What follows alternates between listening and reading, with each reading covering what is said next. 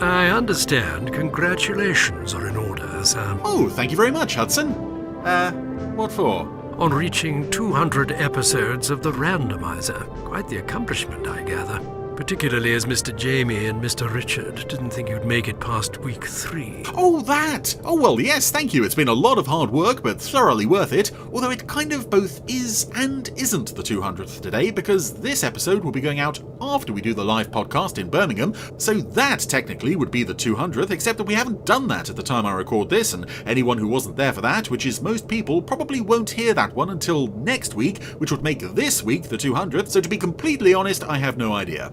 My deepest sympathies, sir. Thank you. Now, unfortunately, we have had a run of fairly duff episodes over the last 3 weeks, so Hudson, I'm counting on you to turn things around today with a proper classic. I shall endeavour to select an episode worthy of the occasion, sir. Connecting to the Randomiser now. That's it, thank you. And what was that Jamie and Richard said about me? One tries not to pay much attention to idle gossip, sir. Particularly from such riffraff as those two. Good policy. Well, there's the printout. What have we got, Hudson? Would the second episode of the original Captain Scarlet fit today's mood of celebration, sir? Oh, it certainly would, Hudson. Jolly well done. Thank you, sir. So, ladies and gentlemen, we now present for your listening pleasure Winged Assassin. Which may or may not be the 200th randomizer. Quite so, sir. Leading the fight, one man fate has made indestructible. His name, Captain Scarlet. So, welcome back to the randomizer, Captain Scarlet, for the 200th, possibly, as we discussed there, episode of the randomizer. This is certainly the 200th I'm recording, so I think this is probably the official 200th candidate, and we open in a hotel room. We don't even see who's in the room, because there's already someone lowering themselves down on a rope outside the window. This is a wonderful intro to a wonderful episode. We've got lots to talk about here. And there's a chap sleeping in the bed. I love that very subtle draft noise on the soundtrack as the assassin opens the window. He's putting the rifle through this long, slow close-up on the figure in the bed. I love that he's lying there with his eyes awake, like he's worrying about something.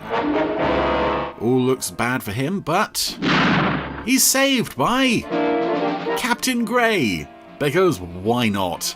Captain Grey, quite a prominent figure in this episode. This is probably his most prominent role in the entire series, actually. Winged Assassins, second episode of Captain Scarlet. I can't watch that intro though. That little teaser there. Oh, first time we have the Mysteron threat sequence, which was supposed to be in the first episode, and they didn't bother with it for some reason. But I liked that in the Captain Scarlet versus the Mysterons compilation film, they moved this threat bit onto that opening sequence. So as they're making the threat, assassinate the Director General of the United Asian Republic, the assassin is already making his way into the room, and it makes the shot of the Director General lying in bed with his eyes wide open actually work much better, because at that point he is hearing the Mysterons say, "We are going to kill him," and he's clearly thinking, "Oh no." It doesn't quite explain how Captain Grey manages to get onto the scene quite so quickly, but This is Colonel White to all members of Spectrum. it's very cool. It's a very cool shot of Captain Grey. Tend to assassinate the Director General of the United Asian Republic. They have already made one unsuccessful attempt on his life, and you can be certain they will try again. The Director General is the elected leader of 200 million people, and I don't have to spell out the consequences if he is killed. Well, it might have been handy to know those consequences for, General is scheduled... shall we say, certain later developments in the episode. Interesting there, the shot of Colonel White that appears on the monitor that Blue, Ochre and Magenta are looking at in the lounge Captain Blue, you will leave as soon as... is an under control puppet. He's got no strings. Scarlet be going with you? Captain Scarlet? I should hardly think so. Not after the way he spoke to me. Oh yes, this is Scarlet is in sickbay, of course. He's still having tests run on him by Dr. Fawn, who's getting very close in his face there, almost kissing close. Well, Doctor? Just 1 or 2 questions, Captain Scarlet, and my tests are complete. Right, Doctor. I want you to cast your mind back to just before the crash. But I like this sequence. Crash. Yes, Captain. Tell me everything you remember. I mean, you might say, well, it's padding, but it's nice that the second episode of the series is directly dealing with the fallout of events in the first. And you can say, yeah, Plant of Doom in Stingray is definitely a continuation. And to a certain extent, episodes of Fireball XL5 dealing with the subterranes, they were always saying, we are trying to avenge the capture of our leader by naughty old Steve Zodiac. But this... it does feel like, almost like part 2 of the first episode, which I really like. I love the show's attempts at continuity. Radios, but I've got a feeling they're with us all the time. It doesn't always work, but when it does, it works very well. And of course, this is the earliest episode of Captain Scarlet we've had on the Randomiser. We have yet to see the Mysterons. We have yet to see all of this play out on here. But it's nice that we get what Scarlet remembers of it. I remember feeling the heat of the flames on the back of my neck. And the attention to detail here, the sweat on the puppet's brow. Anything else? No, nothing. As if it's some kind of mental trauma. The blank. I see. And there, Fine. Thank you, Captain. You can relax now. I don't think I remember noticing it on DVD, but yeah, a puppeteer helping Dr. Fawn lower his arm there. Mind and body were taken over by an unknown force, the Mysterons. And this is also You were a robot. probably Dr. Fawn's most prominent scene in the whole series. In human terms, you were killed several times over. Killed. I never quite understood that line. Killed several times I over. have been killed. I don't even have... Is he specifically referring to the fall from the car view? Because he didn't really suffer any injuries beyond that. You are exactly as you were before the episode. Very cool that he refers to it as an episode, though. That is... My tests have proved conclusively you have retained the ability of retro-metabolism. A bullet. This is an interesting episode to look at in terms of the puppets. But after a few hours, even a fatal wound will heal completely. Captain Scarlet, you are still virtually indestructible. I love this tilted angle on Scarlet's face as he gets the news there. They're doing something in that shot, though, that was quite prevalent in Thunderbirds and Stingray and the earlier shows. As puppets are talking, they just randomly raise their arms up and down. We understood. And naturally, further tests will have to be carried out. It happens a few times in this episode. In situation, I'm ready to take a calculated risk. What the heck? If you agree, I'd like you back on duty as of now. I'm ready, Colonel. Yeah, I think they probably realised it doesn't work, A formidable task that just random hand lifting in these more realistic puppets. against the Mysterons. Gentlemen, we have a job to do. Yes, sir. And again, Captain Scarlet there is being operated from below the frame. There's no strings on that puppet. This episode has quite a bit of that. And to be honest, I don't think it's quite so successful. I think the under control stuff works best when the puppets are in a vehicle. It works great on the Angels when they're in the Interceptor cockpits. Same for a large majority of the scenes in the in cars generally. But when the puppets are just in a room, and you can just sense the puppeteer working them from underneath. There's a great example of that coming up later. And to be honest, I have a theory, and it's not even really a theory. Please don't quote me on this because I have no evidence to support it. But if somebody told me that this episode was filmed first, I could quite honestly believe it, because they're trying things with the puppets here. The under control stuff and the... Your radio link Yeah. is channel 02. Lieutenant Green's doing it now. The code call is Zodiac. Repeat, Zodiac. He's just randomly lifting his arm up and down to emphasize the point. If someone told me, if someone provided conclusive proof that this episode was filmed before the Mysterons, I could believe it, because the puppetry isn't quite there But I have a feeling... with these new puppets, and yet somehow it is in the Mysterons. Seal. Again, I have no evidence to support the theory that this was filmed before the first episode, so please don't quote me on that. It's just... the puppetry feels like it's taken a slight step back with this episode, but it may just be that they're doing a bit more experimental stuff. Anyway, I waffled all over. Scarlet's back on duty. Everyone's fine with that, interestingly enough. I suppose in a Super Mario Nation show you can't really get too bogged down in... well, if this were a real-world organisation, there is no way Scarlet would be back on duty. Ever.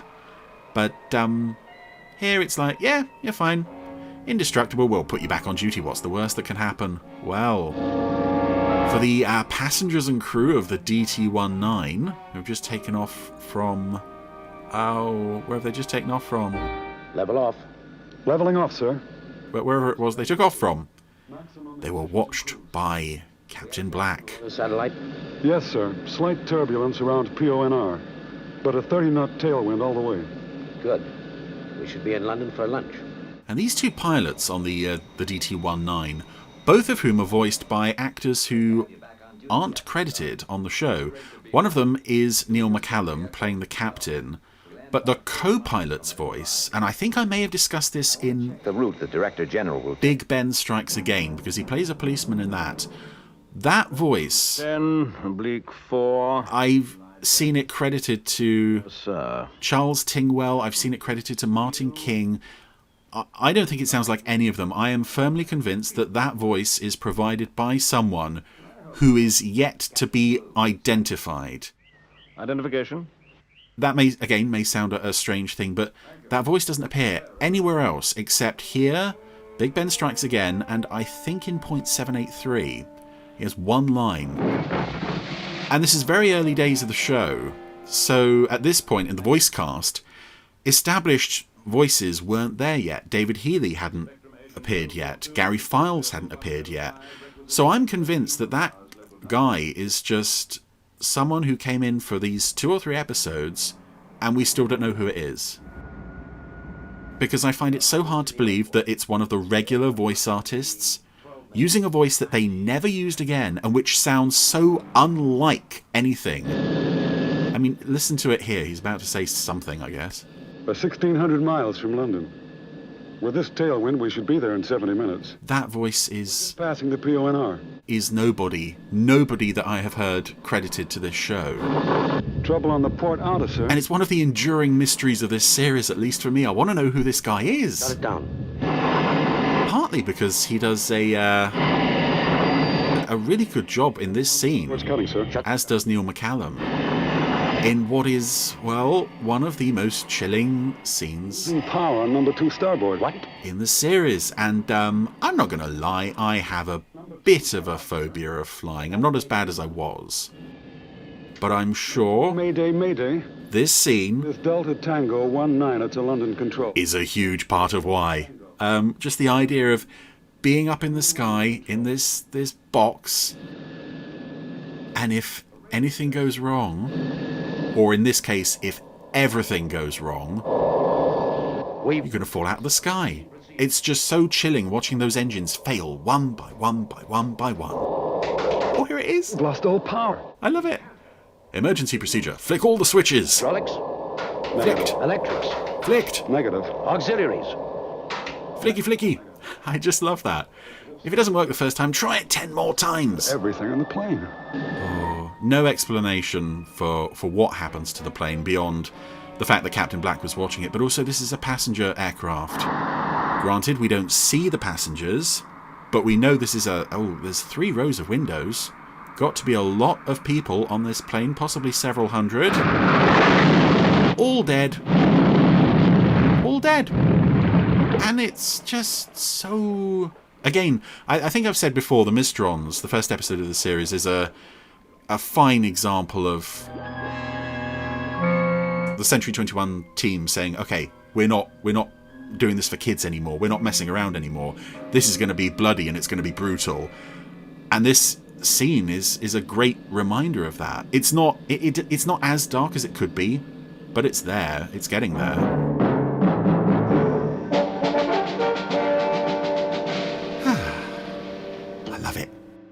It's horrible, and it will stick with me forever, that scene. Meanwhile, Captain Grey is escorting... Wave to the crowd. Remember, you're supposed to be the Director General. Somebody dressed up as the Director General, and it looks to me like one of the security guards in the background there is played by Captain Magenta. SIG.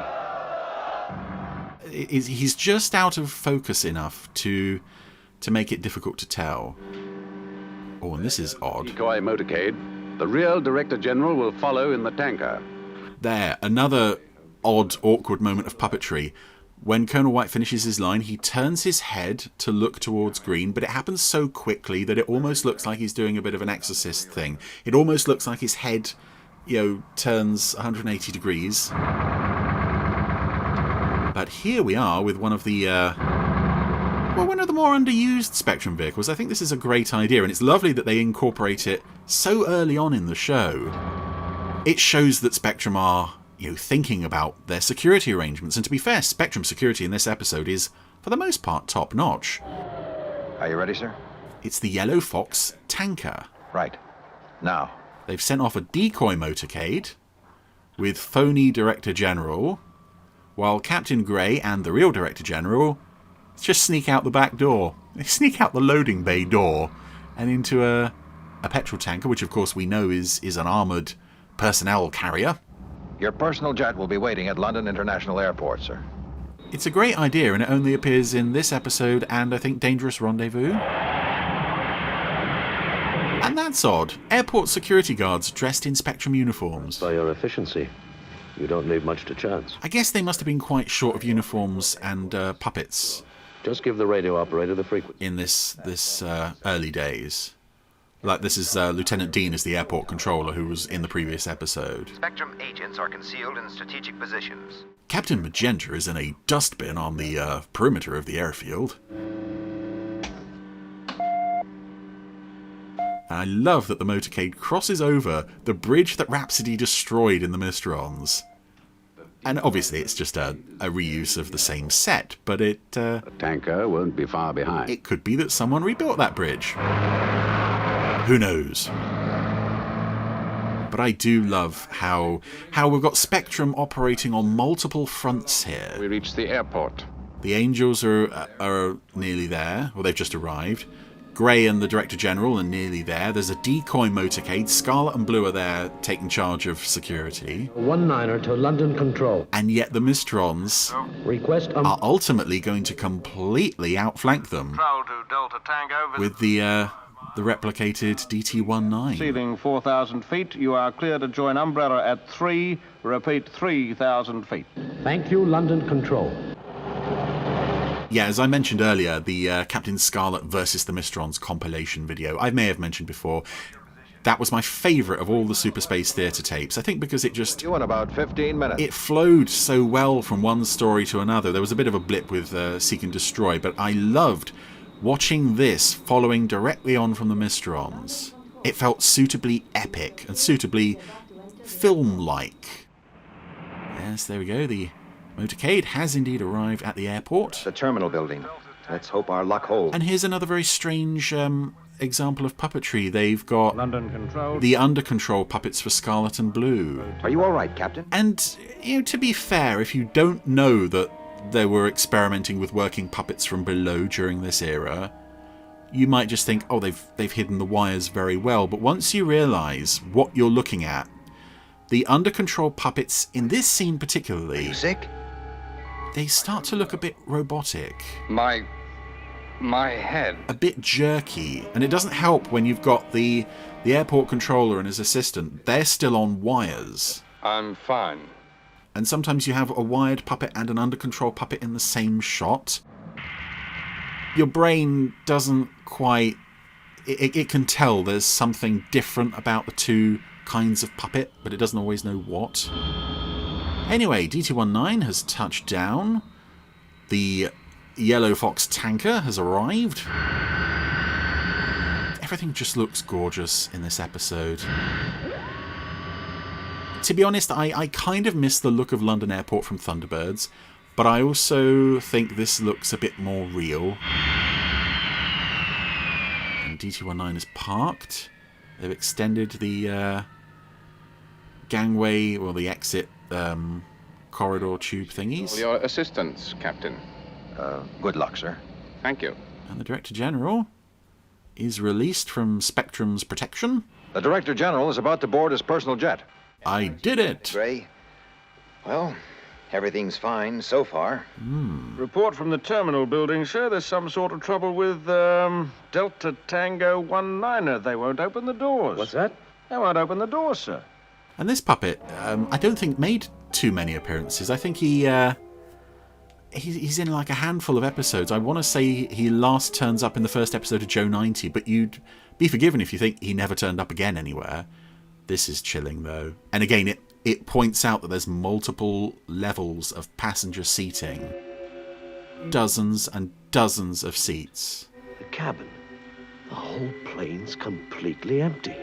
So many people just dead. It's so understated, and yet it doesn't need to be dwelt on. It's in your head. When passengers have vanished. Oh, this is great as well. Because again, I imagine concerned airport staff are knocking on the door to get in, and they're killed too, presumably. People trying to access the plane. Tell the Premier's jet to take off immediately. That plane's a Mysteron booby trap. I've got to stop it. I'm coming with you. SIG, Captain. And that's the only point in the episode I think Spectrum security is a bit naff, because we see that the Yellow Fox tanker, is only just now pulling away. So I think if I were a Spectrum captain, not that I've had the days and hours of training that would take, I would just say, hey, Captain Gray, get him out of the plane, load him back on the tanker, and floor it. Just get out of there. Range, I'll try for the tires. I think Blue may have made the wrong call in ordering the plane to take off. But to be fair, it's a very unusual situation. It's only the second time he's tackled the Mysterons, so you can forgive him for making a decision that ultimately isn't going to pay off. It very nearly does. That's the tragedy of this.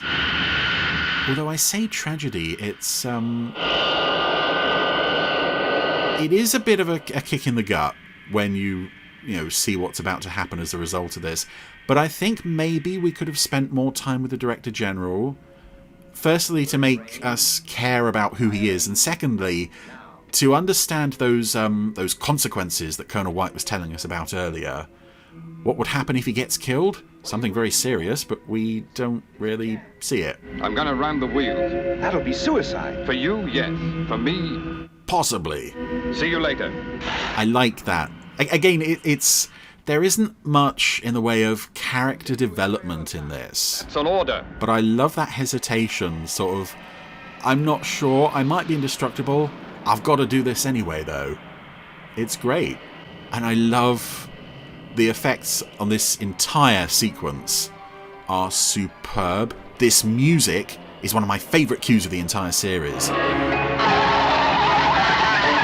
I don't know why they would get the General's plane taking off on the same runway as the DT-19. But hey-ho, they're going to try it. And so we have Scarlet ramming the SPV into the tyres. This shot is so good. And I don't know how they managed to get one of the tyres to come off on the rolling road and just bounce alongside the SPV and gradually drop backwards. I have to imagine it's another one of those happy accidents that occasionally happen with the effects. But this stuff is superb. I love the increasing damage to the wheel structure of the DT-19. Scarlet's had to sort of swerve off, unfortunately. Building in the way. And it's brilliant because you think, oh, thank goodness he's done enough to cripple the plane. Which he has. But the plane didn't get enough height, and as I said, it is a gut punch. It really is, because we've not seen in any Anderson show our heroes failing like this. I mean, we've seen them, make mistakes, but not to the extent of they completely failed their mission. The guy they were assigned to protect is dead. Again, presumably, those serious consequences, of which we are not told, are going to be quite serious. But it's still a very brave ending. A brave man. And a brave man, yes. It's a pity he died in vain. Maybe he didn't die. What? In vain.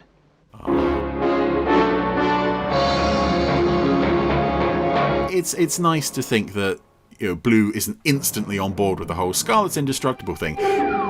Colonel White seemed to be like, gung-ho about it. Yes, he's indestructible. Let's just throw him out in the field and see what happens. Anyway, that was Winged Assassin, and Scarlet. I love the first episode of Captain Scarlet. I love a lot of the first episodes of most Anderson shows. I think a lot of people do, and you just you're aware going into the second episode, it probably won't be as good as the first, but it may be my fondness for Versus the Mysterons talking, but this episode is such a strong continuation of the first. It touches on so many interesting themes that maybe it doesn't quite have enough time to fully explore. That, I think, is maybe something you could say about the show generally. But script by Tony Barwick, directed by David Lane, and it's just both of them give so much to what is one of my favourite episodes of this series. I love that Spectrum seems so competent, so professional. They put their everything into protecting this guy, and in the end, the Mysterons were just stronger and smarter and beat them. Wonderful stuff.